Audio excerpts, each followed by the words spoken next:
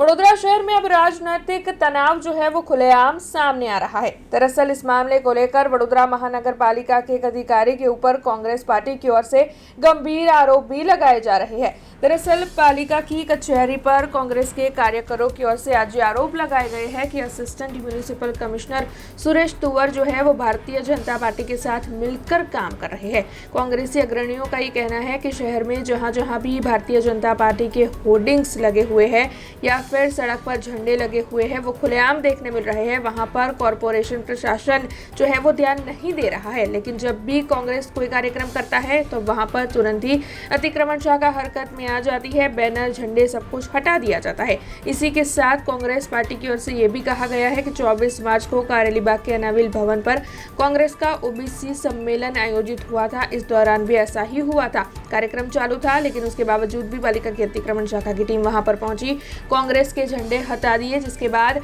कांग्रेसी कार्यकरों की ओर से इसे पालिका की दादागिरी का करार दिया गया। हालांकि जब कारेलीबाग में भारतीय जनता पार्टी के प्रदेश अध्यक्ष का कार्यक्रम था तब कॉरपोरेशन कहां था, ये सवाल कांग्रेस पार्टी की ओर से इस मुद्दे पर उठाया गया है।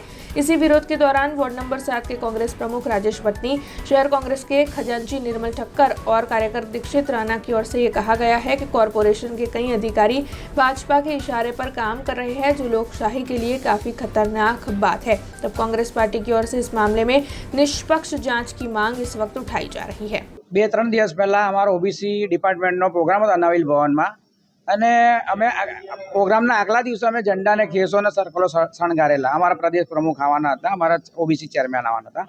પણ જ્યારે પ્રોગ્રામ 6 વાગે ચાલુ થયો ત્યારથી મને ત્યાંથી પાણીની ટાંકીથી મારા કાર્યકર્તાનો ફોન આવ્યો કે ભાઈ દીક્ષિતભાઈ તમારા આપણા ઝંડા કાઢે છે.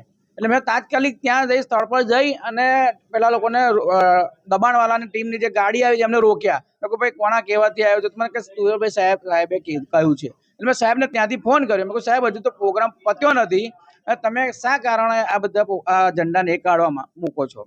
પછી આ 2-3 દિવસ પહેલા જે કારેલીબાગમાં એમને પ્રદેશ ભાજપના જે ખેસ ને ઝંડા ને બધું લાગેલું તોરણો, એટલે એ વખતે મેં સાહેબને ફોન કર્યો. મેં કહ્યું સાહેબ આ બધા ઝંડા ને ખેસ લાગેલા પ્રોગ્રામ તો કે એ તો કાઢીશું, આમ છે તેમ છે, બધી વાર્તા ગોળ ગોળ ફર્યા કરે.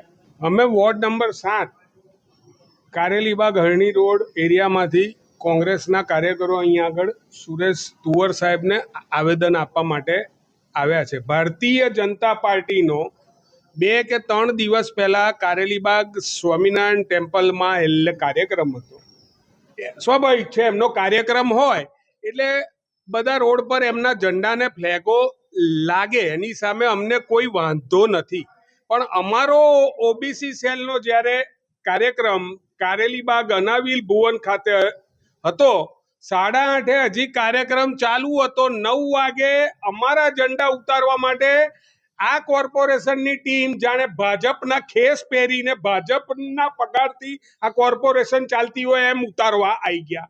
આજે સાહેબ જ કહે છે કે આમ આદમી પાર્ટીના અમે ઝંડા આખા અલકાપુરી રોડ પરથી ઉતારી લીધા. તો ભારતીય જનતા પાર્ટી પગાર નથી આપતી. આ કોર્પોરેશનનો મારા ને તમારા ટેક્સના રૂપિયાથી આ કોર્પોરેશન ચાલે છે. સાહેબને કહ્યું છે કે તમારે બહુ એવું હોય તો ભાજપના ખેસ પહેરી લો, એટલે અમને ખબર પડે કે કોણ સામું છે. हमसे जुड़े रहने के लिए हमारे YouTube चैनल को सब्सक्राइब करें और नई वीडियो की नोटिफिकेशन के लिए बेल आइकॉन को दबाएं।